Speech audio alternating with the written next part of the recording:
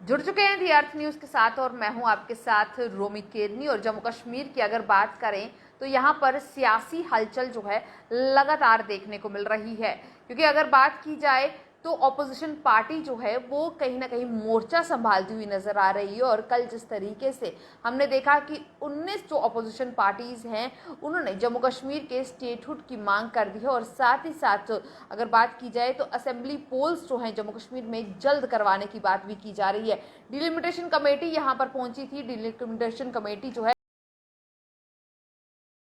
वापस गई और उसके बाद से लगातार अब अटकलें लग रही हैं कि कब जम्मू कश्मीर में असेंबली पोल्स करवाए जाएंगे। आज हमारे साथ रविंद्र शर्मा जी हैं जो कि कांग्रेस से ताल्लुक रखते हैं और यहाँ कांग्रेस की अगर बात करें तो इसके सीनियर स्पोक्स पर्सन हैं। इनसे बातचीत करेंगे। सर, जिस तरीके से कल जो एक बड़ी हमने देखा कि चीज सामने आई कि 19 ऑपोजिशन पार्टीज जो हैं उन्होंने ये मांग करते हुए वो नजर आए कि अब जो जम्मू कश्मीर का स्टेटहुड है वो उसे वापस दे देना चाहिए, और उसके साथ साथ असेंबली पोल्स की भी उसमें बातचीत हुई। लगातार ऑपोजिशन तो रोल निभा रही है, पर क्या लगता है कि जो सेंटर में बैठी सरकार है वो शायद ऑपोजिशन के रोल को नहीं समझ पा रही है या अपना जो काम है वो ढंग से नहीं कर पा रही है? देखिए, तो पूरा विपक्ष कल कांग्रेस अध्यक्षा सोनिया गांधी ने देश की 19 पार्टियों की मीटिंग बुलाई और सबसे अहम जो मांग उन्होंने की है वो ये कहा है कि जम्मू कश्मीर को फौरी फुल स्टेटहुड का दर्जा वापस किया जाए और एक free and fair assembly election जो है वो जम्मू कश्मीर में जल्द से जल्द करवाए जाए। इसलिए इतनी तमाम विपक्ष और तमाम जो है ओपोजिशन पार्टीज़ के बाद भी गवर्नमेंट ऑफ इंडिया के पास कोई जस्टिफिकेशन नहीं है। पहले तो जस्टिफिकेशन थी नहीं कि आपने एक फुल फ्लैश स्टेट जो पौने 200 साल स्टेट थी उसको आपने ख़त्म कर दिया एक तरफा कार्रवाई से और बगैर किसी पूछे, जिसका कोई औचित्य नहीं था, कोई मकसद नहीं था। और अब कोई बहाना नहीं होना चाहिए कि स्टेट को बहाल नहीं किया जाएगा। बार बार पार्लियामेंट में और ऑल पार्टी मीटिंग में भी ये कहा गया। इसलिए भारतीय जनता पार्टी इनसेंसिटिव है, एरोगेंट है। ये नज़र आ गया कि सत्ता का नशा है कि आप पूरे जम्मू कश्मीर में हालात नहीं अभी बेटर, और इसीलिए जो है स्टेटहुड नहीं दी जा रही है। जम्मू कश्मीर में हालात पिछली सरकारों ने भी 30 साल से कंट्रोल में रखे। पौने 200 साल की देश की कई रियासतों में हालात बेहतर नहीं। आप देख रहे हैं कहीं नक्सलाइट है, कहीं और किस्म के प्रॉब्लम है, उनका सारी स्टेट्स को तोड़ दिया गया। जम्मू कश्मीर में आपने दफ़ा 370 को भी ख़त्म किया, आपने सारे अधिकार भी ख़त्म किए, आपने स्टेट भी तोड़ के देख लिए। मुझे बताइए हालात ठीक कहाँ हुए? हालात तो बदतर होते जा रहे हैं। वो सिलेक्टिव किलिंग्स कर रहे हैं। सबसे ज़्यादा सिलेक्टिव किलिंग्स पिछले 1.5 से 2 साल के अंदर हुई है। जी बिल्कुल, वो लगातार जो है अगर देखा जाए तो खासकर देखने को मिल रहा है कि जो पार्टीज से जुड़े हुए लोग हैं, कई पार्टीज के जो मतलब कि जुड़े हुए लोग थे उन पर लगातार हमले हो रहे हैं, उनके अब परिवारों तक बात पहुंच गई है। तो वो एक किस तरीके से मानकर चलेंगे? घर में घुस के आतंकवादी मार रहे हैं जी, इवन के रूलिंग पार्टी के लोगों को भी, जिनके पास बहुत बड़ी सुरक्षा है। विपक्ष के पास तो सुरक्षा ही नहीं। हमारे जो बड़े बड़े लीडर हैं, जो विधायक रहे, मंत्री रहे, बड़े बड़े पार्टी के पदों पे हैं, उनके पास वो सुरक्षा नहीं है जो भारतीय जनता पार्टी के ब्लॉक प्रेसिडेंट उनके तक है। खासकर कश्मीर वादी में, जम्मू में ये हाल है। लेकिन उनको नहीं बचा पा रही सरकार। पंचायत के बीडीसी चेयरमैन और सरपंच पंच उनको नहीं बचा पा रही सरकार। ये हालात पहले कहाँ थे? ये हालात यूटी बनने के बाद और ज़्यादा तेज हुए। आपने गवर्नर रूल लगाया हुआ 3.5 साल से, सारा कंट्रोल सेंटर के पास है। यूटी के बाद तो सीधा गृह मंत्रालय और होम मिनिस्ट्री देखती है। और इसीलिए आपने देखा कि एक पार्लियामेंट्री स्टैंडिंग कमेटी जो आती थी, जॉइंट पार्लियामेंट्री कमेटी, वो लोगों से मिलती थी। होम अफेयर्स पे पार्लियामेंट्री कमेटी आई हुई है जिसके अनंत शर्मा जी चेयरमैन हैं। लेकिन वो तो गवर्नमेंट ने, एडमिनिस्ट्रेशन ने लोगों को मिलाना था कश्मीर में, जम्मू में, कि आप लोगों से पूछिए कि आप कितने मुतमईन हैं। लेकिन उनको किसी से मिलाया नहीं गया। वो आज भी जम्मू में होगी, आज शायद जा रहे होंगे।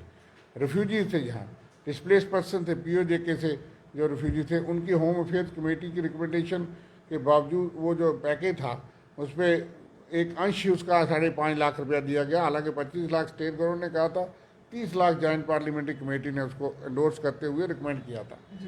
उनको भी नहीं मिलाया गया, किसी तबके को मिलाया गया। कश्मीरी समुदाय के जो कश्मीरी माइग्रेंट्स पंडितों के लिए बहुत बात की जा रही थी कि अब उनको वापस ले जाएगा, अब गवर्नर रूल हो जाएगा फिर वापस ले जाएंगे, अब यूटी हो गई वापस ले जाएंगे। लेकिन हालात बदतर हो रहे हैं। माइनॉरिटी कम्युनिटी के जो है वो राकेश पंडिता, अजय पंडिता, अजय भारती हमारी पार्टी से, जो भी पार्टी से, वो लोग मारे जा रहे हैं। तो बिल्कुल, आपके दावे खोखले हैं। जी बिल्कुल। हम बात लगातार ये सुन रहे हैं कि जम्मू कश्मीर की तस्वीर बदल रही है। तस्वीर किस मायनों से आप भी समझते हैं, क्योंकि हम जब किसी से बात करते हैं, एक आम जनता से बात करते हैं, तो वो उनका ये कहना है कि यहाँ रोजगार खत्म हो रहा है, शायद वो तस्वीर बदल रही है, लोगों को काफी नुकसान झेलना पड़ रहा है, जिनके पास रोजगार था वो छिन रहा है, तो शायद ऐसी तस्वीर जो है उम्मीद की थी लोगों ने बदल। यही तस्वीर बदल रही है कागजों में। बड़ी एक मजाक की बात यह है, एक भद्दा मजाक किया जा रहा है।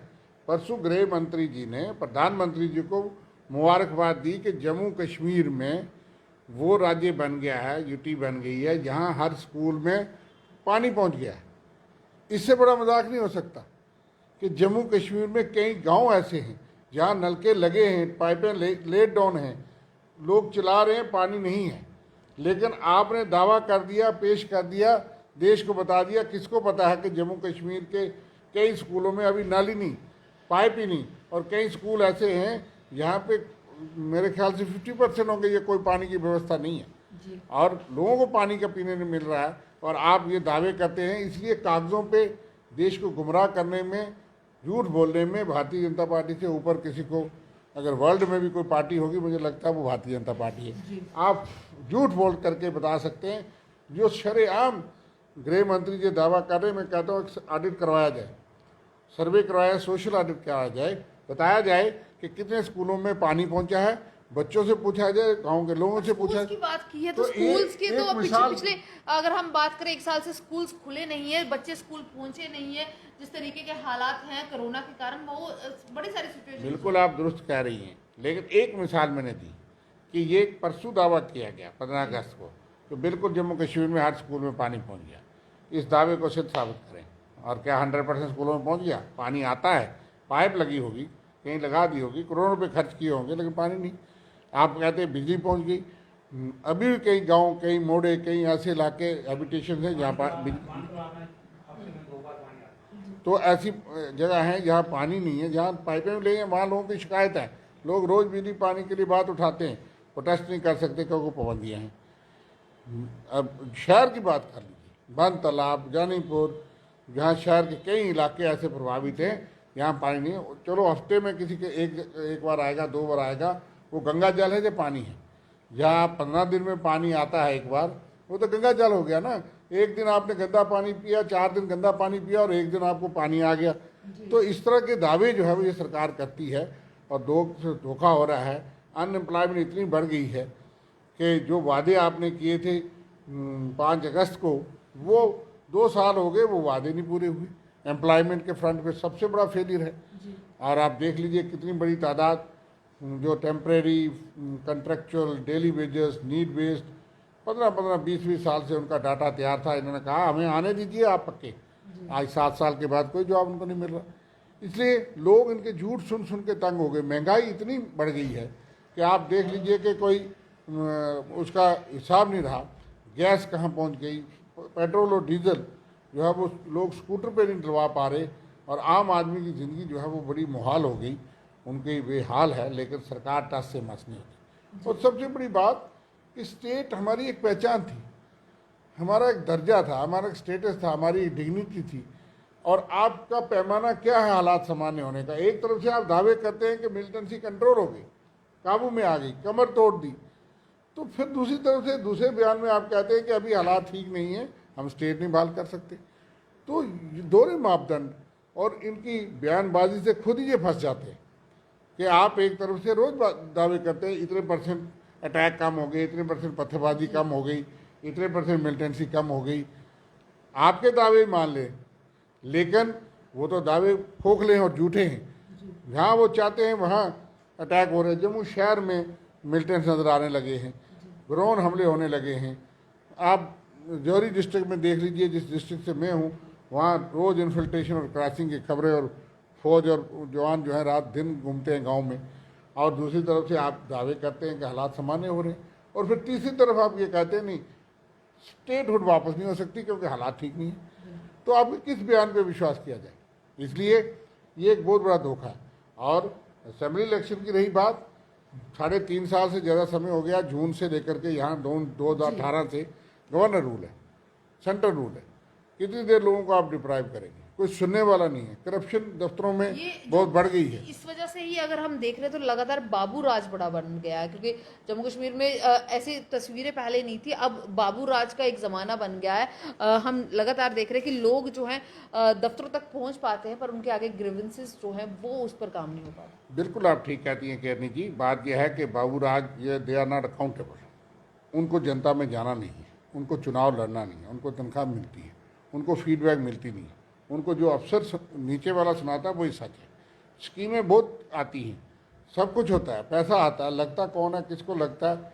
जैसे ये दावा कर दिया कि 100% स्कूल जम्मू कश्मीर के उन्होंने पानी आ गया, इसी तरह के दावे नीचे से कागज़ पे सब काम हो जाते हैं, लेकिन ग्राउंड पे वो चीज़ें हो नहीं रही। एक बात, सबसे बड़ी बात। दूसरी बात यह है कि लोगों के दफ्तरों में बहुत बड़े काम हैं, उनका कोई वसीला नहीं, और उसका नाजायज़ फ़ायदा कुछ लोग लेते हैं, कुछ बाबू, कुछ जो लोग हैं, वो करप्शन बहुत बढ़ गई है, और कई महकमे तो लूट पड़ी है, और आम आदमी की सुनवाई नहीं। वो कल प्रोटेस्ट करता था, लेकिन जब से गवर्नर रूल है, जब से 5 अगस्त 2019 हुआ है, हर आदमी को डरा के रखा है। वो सोचता है कि अगर प्रोटेस्ट करेगा तो साथ में कोरोना का केस भी लगा देते, तो वो रिश्वतखोरी के खिलाफ भी अगर प्रोटेस्ट करना चाहे तो नहीं कर सकते। हालात इस तरह के हैं, और आम आदमी, अकेला आदमी कितनी जंग लड़ेगा? एक सिस्टम खराब हो गया, वो निज़ाम जो है उसको चंद लोग कंट्रोल नहीं कर सकते। इसलिए चुनी हुई सरकार लोगों की आवाज़ सुनती, कोई भी सरकार होगी, किसी की भी होगी, किसी भी पार्टी की होगी, लेकिन कम से कम उनको लोगों में जाना पड़ेगा। वो लोगों में जाते हैं, उनको जवाबदेह होना पड़ेगा, लोग उनसे सवाल पूछते हैं, लोग उनको समस्या बताते हैं। इसलिए कम से कम वो बेहतर निज़ाम होता है। जितना अच्छा निज़ाम भी हो, पॉपुलर गवर्नमेंट से अच्छा नहीं होता। इसलिए चुनाव में विलम्ब नहीं होना चाहिए, और सबसे बड़ी बात यह है कि डिलिमिटेशन की एक्सरसाइज फ्री, फेयर, ट्रांसपेरेंट होनी चाहिए। जैसे डीडीसी की कॉन्स्टिट्यूंसी की डिलिमिटेशन हुई, और 3 दिन के अंदर कहा ऑब्जेक्शन दो, 3 दिन के बाद फाइनल कर दिया, दफ्तर में बैठ के बाबुओं ने अपनी मर्जी से या किसी रूलिंग पार्टी की मर्जी से हदबंदी बना दी, और वो फाइनल हो गई। इसी तरह की अगर असेंबली कॉन्स्टिट्यूंसी, लोगों को खदशात हैं, लोगों को अपनी इंशन से डर है, भय है कि अगर इसी तरह की डिलिमिटेशन हुई तो पता नहीं किसको कहाँ लगा देंगे, कौन सा एरिया किधर लग जाएगा। इसलिए कमीशन को हमने भी कहा कि आप नेट पे ऑब्जेक्शन के लिए डालिए जो कानून में लिखा है, और कम से कम 1-1.5 महीना उसमें टाइम दीजिए, लोग ऑब्जेक्शन दें, और उनको मिलना चाहिए आकर के हर कॉन्स्टिट्यूंसी लेवल पे, तहसील हेडक्वार्टर पे, डिस्ट्रिक्ट हेडक्वार्टर पे मुख्तलिफ लोगों से मिलना चाहिए कि जो हमने बनाया है टेंटेटिव ड्राफ्ट, ये सही है या गलत है। तो उसके बाद वो उसका निपटारा करे, डिलिमिटेशन हो, और फिर चुनाव हो फ्री फेयर तरीके से। ये चुनाव की बात हुई है, तो मेरा आखिरी सवाल इसी के साथ है कि जिस तरीके से अभी चुनाव हुए नहीं है, पर उससे पहले ही अगर बात करें तो लगातार जो है बीजेपी डंके की चोट पर ये कहती हुई नजर आती है कि मुद्दे हल होंगे, लोगों को सब चीज़ें मुहैया होंगी और उनका सीएम भी बनकर आएगा। इस तरीके की डंके की चोट पर ये कहना कितना सही लगता है कि क्या बीजेपी को एक बार फिर जम्मू कश्मीर में वो सत्ता मिल पाएगी? देखिए, पहली बात तो है कि हम चाहते हैं चुनाव हो, जनता जिसको बिठाएगी, जिसको मैंडेट देगी, वो जनता का स्वागत है। लेकिन उसके लिए ये ज़रूरी है कि आप पॉलिटिकल वर्कर्स तो मारे जा रहे हैं। रूलिंग पार्टी बीजेपी के कार्यकर्ताओं को इतनी बड़ी सुरक्षा के बाद भी मारे जा रहे हैं, तो पहले विपक्ष और उन लोगों को जो मेन स्ट्रीम पार्टियों जिन्होंने चुनाव लड़ना है, उनके लीडर और उनके लोगों को सुरक्षित करिए, तभी तो फ्री फेयर इलेक्शन होगा, फेयरलेस इलेक्शन होगा। दूसरी बात कि सीएम के दावे करने वालों से ज़रा ये भी पूछिए कि जब 26 विधायक आपको जम्मू के लोगों ने दिए थे, और 26 विधायक जो है आप बारात लेकर के मुफ्ती साहब की गोदी में चले गए, जिनके लिए आपने कहा था कि इनको हराओ, बाप बेटी बाप बेटा को, और आपने 2 महीने में फिर उनके साथ दोस्ती कर ली, और फिर 3 साल की बात करने की हिम्मत नहीं आई। ये कांग्रेस पार्टी थी जिसने जब अलाइंस किया, क्या वो पीडीपी के साथ, उस वक्त हमारे पास कुछ सीटें थी, बराबर की सीटें थी, हमने कहा 3-3 साल कर दीजिए, और हुआ, हमने करके दिखाया। और इनके पास भी बराबर की सीटें थी, अगर उनके पास 28 थी तो 28 इनके पास भी थे, 2 कश्मीर के भी थे इनके पास नुमाइंदे। लेकिन आप 3 साल भी नहीं मांग सके, और आप सीएम की बात करते हैं, कभी जम्मू के सीएम की बात करते हैं। इसी तरह से आज भी ये जो दावे करते हैं, उसके बाद आपको याद होगा कि गवर्नर सत्यपाल मलिक जी का फैक्स जो है वो ख़राब हो गया था जी। और वो ख़राब क्यों हुआ था? क्योंकि महबूबा मुफ्ती ने एक चिट्ठी लिख दी कि मेरे पास तो 56 है अगर आप 26 की बारात लेके दो पार्टी की, जो विधायक की पार्टी कश्मीर की, उनको समर्थन देने के लिए तैयार हो गए थे, तो बताइए वो वही भारतीय जनता पार्टी दावे करती है कि जम्मू का सीएम बनाएंगे, फलां बनाएंगे, फलां बनाएंगे।